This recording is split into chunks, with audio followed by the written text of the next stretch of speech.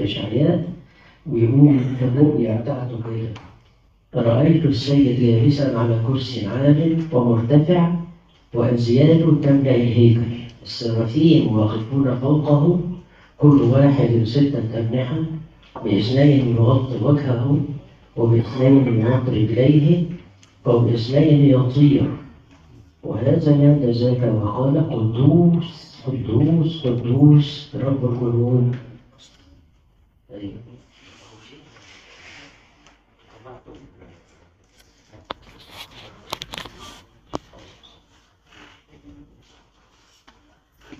مجده ملء كل الأرض.